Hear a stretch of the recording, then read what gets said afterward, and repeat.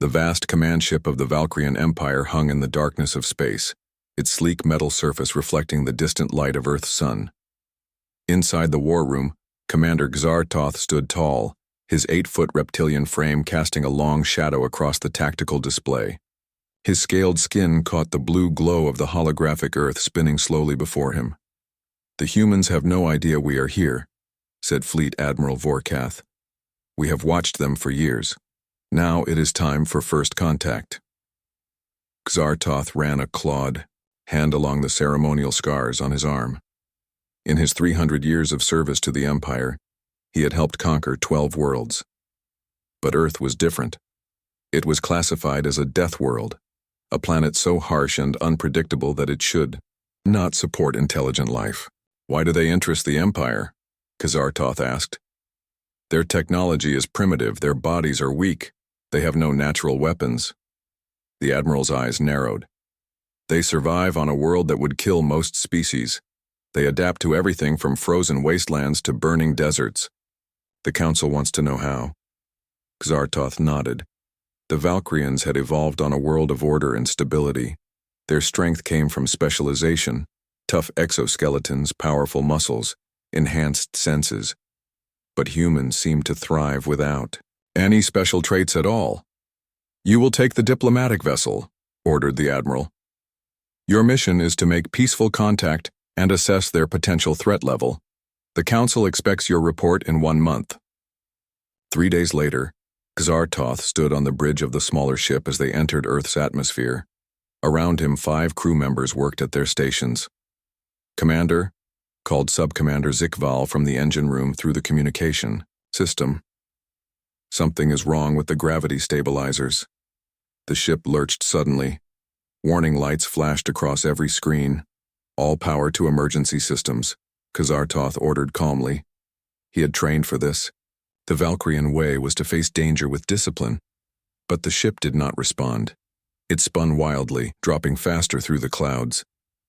"Locate an uninhabited landing zone," he commanded. The navigator worked frantically. "There is a forest region below with minimal human presence." Xartoth braced himself. "Send the emergency beacon, prepare for impact." The ship crashed through a line of trees before slamming into a rocky hillside. Metal tore. Equipment flew across the cabin, then everything went quiet, except for the hiss of broken systems. Xartoth pushed himself up, ignoring the pain in his side. "Report," he called. 3 crew members answered. 2 lay motionless at their stations. From the engine room, he heard Zikval groan in pain. "The beacon is active," said the communications officer, green blood flowing from a cut on her head. "Our ships will find us, but it will take at least 5 days." Xartoth moved to the viewscreen. They had crashed in a forested area with mountains rising in the distance. A small structure, perhaps a human dwelling, stood about 2 miles away. "We must secure this site," he said, "and determine if the local humans are a threat." They dragged the injured crew members from the wreckage. Zikval's condition was worst. A piece of metal had pierced his lower body, and the wound was not healing correctly. As night fell, Xartoth noticed lights moving through the trees. Humans were coming. "Defensive positions," he ordered, checking the small energy weapon at his side. "Observe first. Do not attack unless threatened." 2 humans emerged from the trees. One was older, with gray in his short hair and lines on his face. He moved with the careful precision that Xartoth recognized from veteran warriors. The second human was younger, female, with hair the color of Earth's setting sun tied back from her face. They stopped when they saw the aliens. The older human put his arm out, as if to shield the younger one, but neither ran away. "Hello," called the female human. Her voice was steady despite facing creatures from another world. "Do you need help?" Xartoth did not understand the words, but the meaning seemed clear. He stepped forward, keeping his hands visible. "Jack Miller," said the older human, pointing to himself. Then he pointed to the female. "Olivia Miller." "Xartoth," the commander replied, touching his chest. He gestured to his injured companions, especially Zikval, who lay barely conscious. The humans approached slowly. The female, Olivia, knelt beside Zikval and examined the wound without touching it. She spoke quickly to the male, who nodded and pulled a small device from his pocket. He showed it to Xartoth, a communication tool with a map displayed. Home, Jack said, pointing to a spot on the screen. He made gestures of carrying and healing. Xartoth considered their options. Zikval needed medical attention. Their ship's supplies were damaged, and these humans, instead of running or attacking, were offering aid.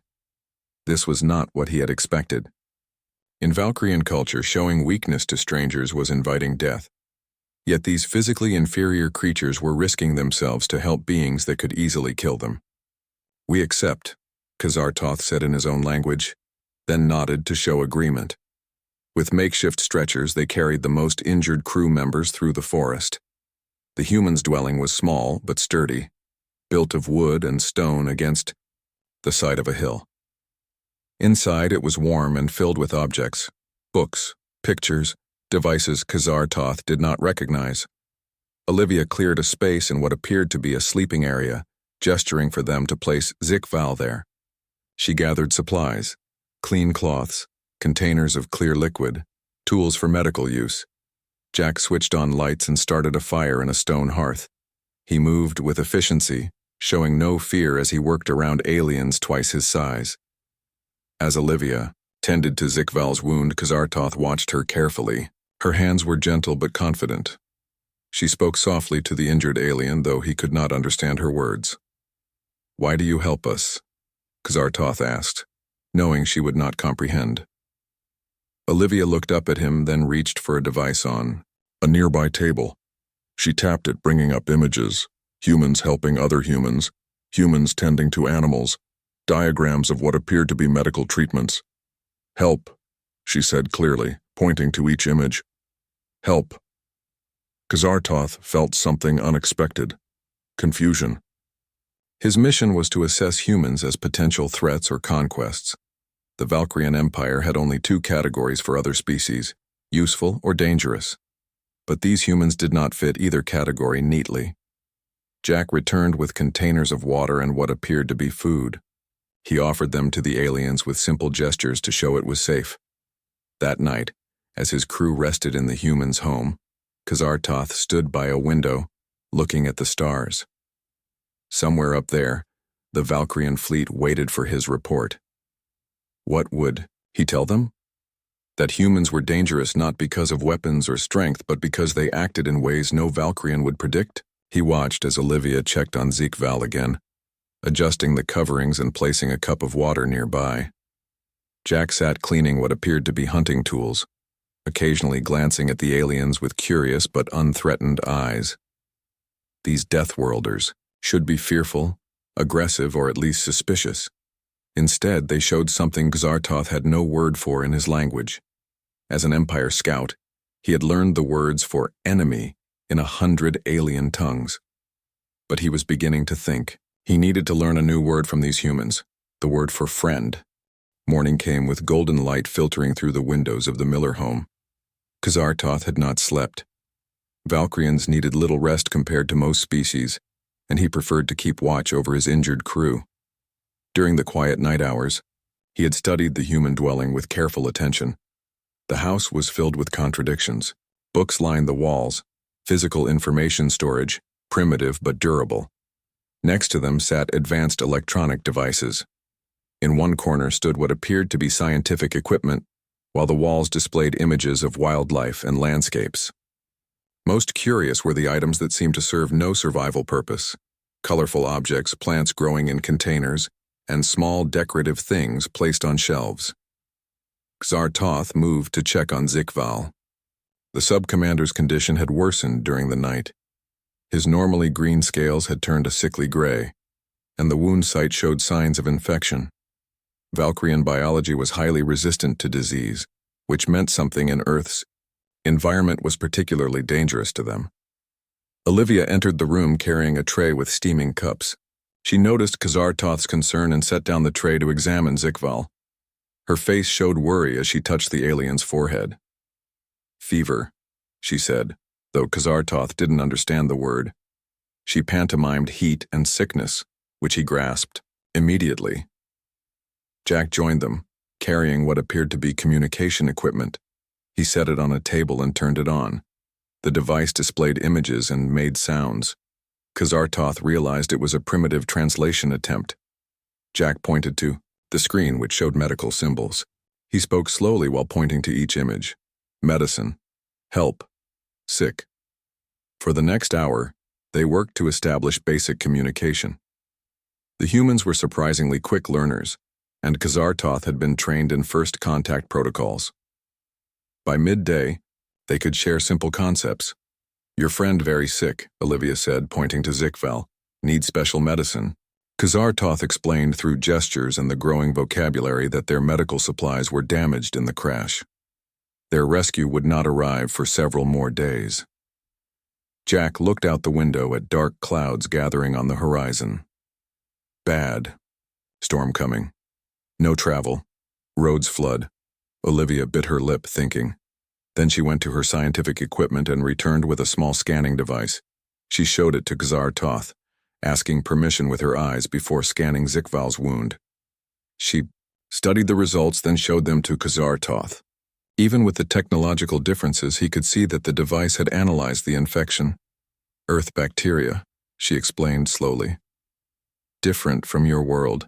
Your friend's body doesn't know how to fight it. Kazartoth understood the problem immediately. Valkyrian immune systems were powerful but specialized. They had no defense against unknown pathogens. Olivia went to a locked cabinet and returned with various bottles and equipment. She began mixing compounds, checking her scanner repeatedly. Jack helped by gathering additional supplies from around the house, electronics, kitchen items, parts from what looked like farming equipment. Kazartoth watched in confusion. What are you doing? Through their limited shared words and many gestures, Olivia explained she was creating a makeshift treatment. She was a wildlife biologist who studied how animals adapted to extreme environments. The scanner was her field equipment, and she was using it to develop an antibiotic that might work on Valkyrian physiology. The commander was stunned. On his world, such work would require a specialized medical facility and trained physicians. Yet this human was attempting to save an alien life with improvised tools in a rural dwelling. Even more surprising was how she worked. She would try something, check the results, discard failed approaches without hesitation, and immediately try a new method. There was no sign of the rigid protocols Valkyrian scientists followed. When one mixture showed promise, she quickly modified it, testing each variation until she found one that the scanner showed might work. Meanwhile, Jack had repurposed parts from various devices to create what appeared to be a delivery system for the medicine. He worked with practiced hands, adapting. Tools meant for one purpose to serve another entirely. Military? Kazartoth asked him, using a word they had established earlier. Jack nodded. Marine. Long time ago. He pointed to a framed image on the wall showing a younger Jack in uniform. Kazartoth understood. A warrior, like himself. Yet this warrior was now building medical equipment from household items with the same confidence he might assemble a weapon. The storm hit with surprising force. Wind howled around the house, and rain lashed against the windows. The power flickered and went out. Without pause, Jack lit lamps and started a generator outside despite the downpour. Within minutes, essential systems were running again. Olivia finished her mixture and brought it to Zikval's side. She demonstrated to Kazartoth how the treatment would work, seeking his approval before proceeding. The commander hesitated only briefly before nodding. Zikval's condition was deteriorating rapidly. As the humans worked to administer the treatment, Kazartoth stepped away to check on his other crew members. They watched the humans with a mixture of suspicion and wonder. Commander, his communications, officer whispered. These creatures are strange. They have no specialized skills, yet they attempt tasks outside their expertise without fear of failure. They adapt, Kazartoth replied simply. It was a concept the Valkyrians struggled to grasp. On their world, one trained for a specific role and mastered it through centuries of practice. The idea of rapid improvisation went against everything. they valued. By evening, Zickval's condition had stabilized. The treatment seemed to be working. Olivia monitored him closely, adjusting the dosage when needed. Outside, the storm had isolated them completely. Jack showed Kazartoth a map, pointing out how the mountain roads would be impassable for days. That night, as the humans finally slept, Kazartoth recorded his observations in his personal log. The humans call their planet Earth. He dictated quietly. They consider it normal. To them, constant change is not a threat but a given.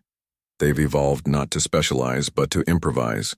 When faced with problems, they don't follow established protocols. They experiment, fail, adjust, and try again with remarkable speed. He paused, looking at the sleeping forms of Jack and Olivia. They appeared so fragile, with their soft skin and delicate bones. Yet they had faced crashed alien visitors and a dangerous storm with the same calm resourcefulness. Most concerning is their lack of specialization. A biologist becomes a physician. A warrior becomes an engineer. They switch roles without hesitation, bringing knowledge from one domain into another. It is as if their entire species evolved not to master their environment, but to master change itself. Kazartoth turned off the recording device. Tomorrow, he would need to secure the crash site and salvage what he could. The storm would have exposed their technology to the elements. Normally, he would follow standard containment protocols, but he was beginning to think that standard approaches might not be sufficient on this death world. Perhaps, he considered, he would need to learn from these humans. The thought was uncomfortable, even frightening, but it might be necessary for survival. The storm had passed by the next morning, but it left behind a transformed landscape. Trees lay fallen across the muddy ground. Small streams had become rushing rivers. The path to the crashed ship was now treacherous with debris and standing water. Jack led Kazartoth through the woods, finding safe passages where the alien commander saw only obstacles. The human moved with surprising grace for a creature so seemingly fragile. He carried a long stick to test the ground ahead, and a weapon slung across his back, what he had called a rifle during their growing language exchanges. Bad people. Might find ship, Jack explained as they walked. Not everyone good like us. Kazartoth understood this concept easily. Every species had its predators and scavengers. The technology aboard the ship, even damaged, would be valuable to humans. The Valkyrian Empire had strict rules about preventing technological contamination of developing worlds. When they reached the crash site, Kazartoth felt a rush of concern. The ship's hull had been further damaged by the storm. Water pooled inside the command center, and several storage compartments had been torn open by falling trees. We must secure what remains, he told Jack, using their limited shared vocabulary. They worked together to salvage what they could. Jack showed remarkable intuition about which components might be important, despite having no knowledge of alien technology. When Kazartoth struggled to free a communications array that was pinned under debris, Jack found a way to use a fallen tree branch as a lever, multiplying his limited human strength. By midday, they had gathered the essential equipment and sealed the ship as best they could. Kazartoth activated a security system that would make the vessel appear damaged beyond repair to casual observers. As they prepared to return to the house, Jack suddenly raised his hand for silence. He pointed to the ridge above them, his face serious. Kazartoth followed his gaze and saw what had alarmed the human, a glint of metal and movement among the trees. People watching, Jack whispered. Not good. They retreated into the forest, taking a different route back to the house. Jack moved with practiced stealth, showing Zartoth how to step silently despite his greater weight. The commander found himself impressed by the human's awareness. On a world with so many predators, such caution had obvious survival value. When they returned, Olivia was checking on Zickval, whose condition had improved significantly. The other crew members were now able to move around the house, learning more words and studying the strange human habitat. Jack described what they had seen to Olivia. Her expression grew worried. "Government know about crash?" she asked Kazartoth. The commander shook his head. Their ship had engaged stealth systems before the malfunction. The crash might have registered as a meteorite on primitive human detection, Systems, but there should be no official awareness of alien visitors. Then who watches? Olivia wondered. Jack checked his rifle and then retrieved a small electronic device. He showed Xartoth a screen displaying what appeared to be a property, boundary and several moving dots outside it. Security system, he explained. 8 people, maybe more. Xartoth understood the tactical situation immediately. They were being surrounded. His first instinct was to prepare for combat. The Valkyrian way was to meet threats with overwhelming force. He explained this to Jack, but the human shook his head. Too many, Jack said. Need different plan. For the next hour, they discussed options using their growing shared language and many drawings. Xartoth learned that Jack had once been what humans called special forces, warriors trained for unusual missions. Olivia contributed her knowledge of the local terrain and wildlife. As they talked, Xartoth noticed something strange about the humans' approach to danger. They did not seem afraid, despite being clearly outmatched. They discussed possible deaths and injuries with calm detachment, as if reviewing tactical options rather than personal fates. Why not fear? Xartoth finally asked. Jack and Olivia exchanged glances. We fear, Jack said. But fear not useful now. Need clear head. Olivia added, hope better than fear. Hope? Xartoth did not know this word. Olivia tried to explain using simple terms and gestures. Xartoth gradually understood that hope referred to a belief that good outcomes were possible even when evidence suggested otherwise. It was a concept, absent from Valkyrian psychology, which relied on calculating odds and accepting the most probable outcome. Before they could discuss further, one of the security sensors triggered an alarm. Jack checked the display and frowned. They coming now? He said. Using storm for cover. Smart. Through the windows, they saw vehicles approaching on the muddy road. Men in dark clothing moved through the trees, carrying weapons similar to Jack's, but more advanced. Ziekval had managed to rise from his sickbed and joined them at the window. Commander, he said in their language, the rescue ship will not arrive for 3 more days. We must survive until then. Xartoth nodded. The humans will help us, he replied in Valkyrian, surprising himself with the confidence in his statement. Voice called out from outside, amplified by some device. We know you're harboring the aliens. Send them out and no one gets hurt. Jack translated the message for Xartoth. The commander's hand moved to his weapon. No, Jack said firmly. Wrong approach. He pointed to the attackers' positions. They expect fight. We give something different. Olivia nodded in agreement. Surprise is advantage. Xartoth was confused. In Valkyrian military doctrine, when surrounded and outgunned, one had 2 options, surrender or fight to the death. What the humans were suggesting seemed to be neither. What is plan? He asked. Jack smiled for the first time since they had spotted the Watchers. It was not a pleasant smile, but one that reminded Xartoth that despite their helpful nature, these humans were predators too. They think they hunt us, Jack said. We show them who real hunters are. Olivia began gathering items from around the house, chemicals, tools, household objects. Jack retrieved hidden weapons from a concealed storage space beneath the floor. The crew members watched in fascination as the humans transformed ordinary items into tools of war.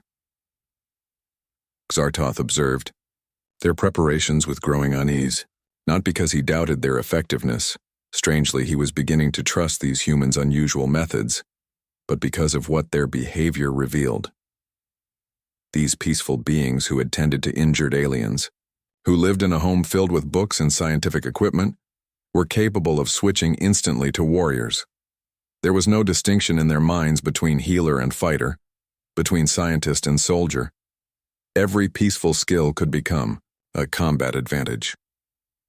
As they finalized their plans, Xartoth realized he was witnessing the trait that truly made humans the most dangerous species he had ever encountered. Not their kindness, which had surprised him at first, not their adaptability, which he had come to respect. It was their duality, their ability to be many things at once, to shift between contradictory states without seeing any contradiction. Peaceful yet violent, logical yet believing in improbable hope, individual yet functioning as a coordinated unit. For the first time in his long career, Xartoth felt a new sensation when facing battle, uncertainty about the outcome, despite having superior strength and training.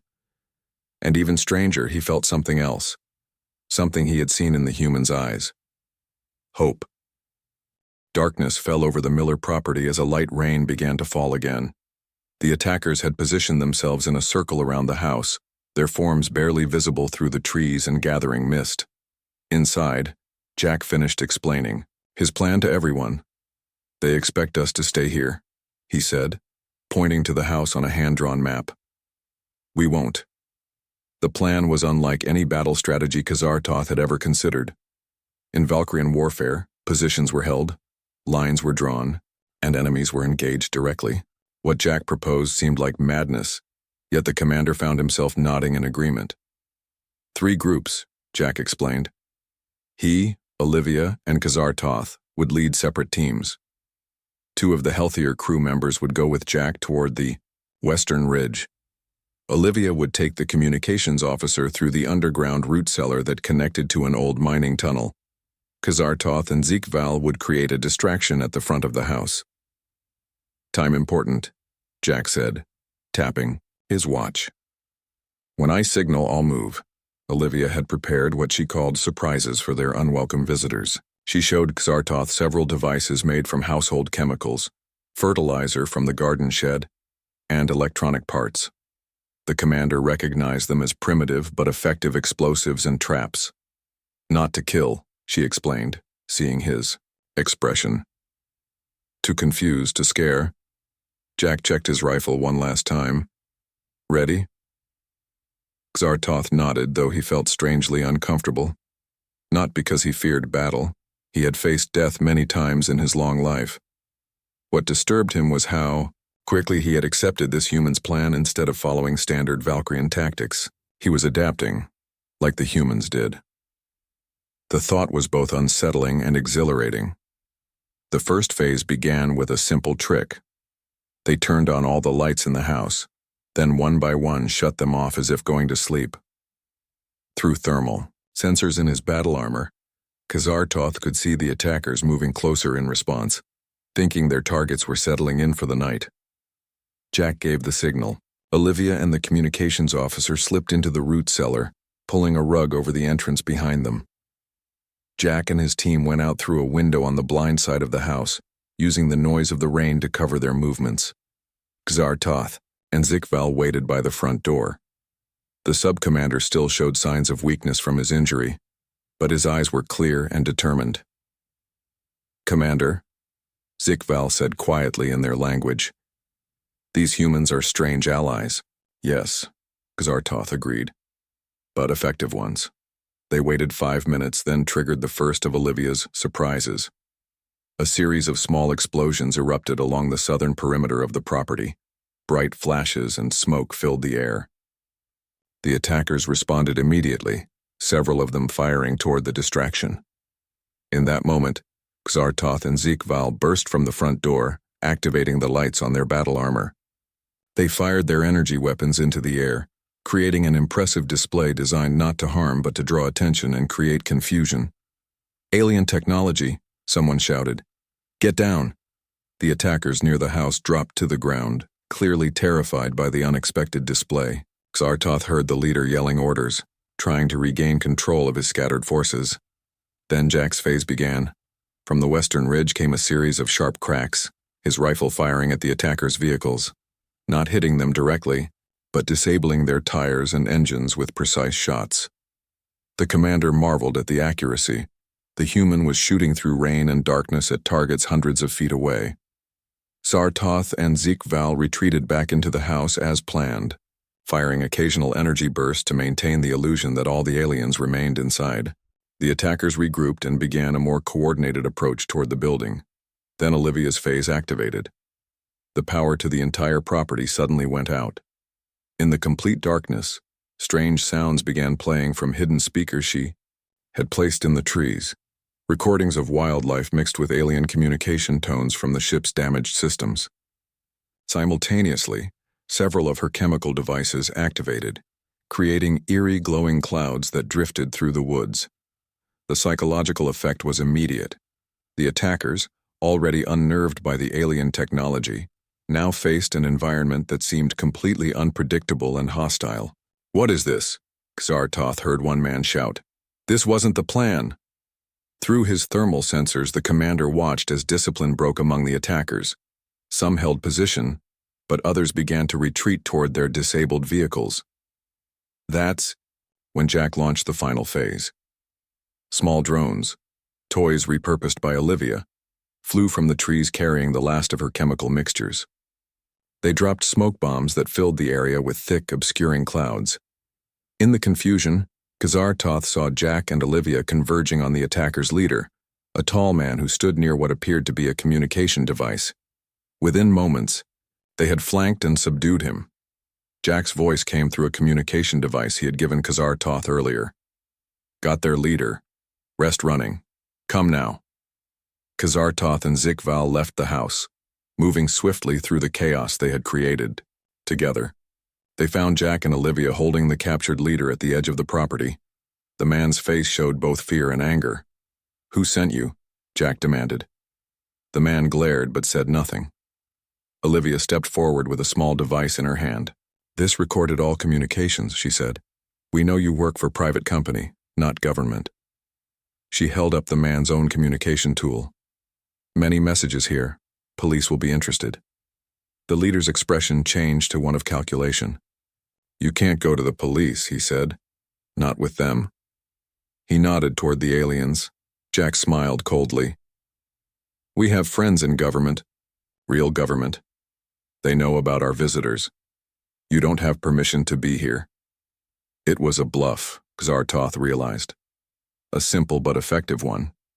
The attacker couldn't know whether official human authorities were aware of the aliens or not. "What do you want?" the man finally asked.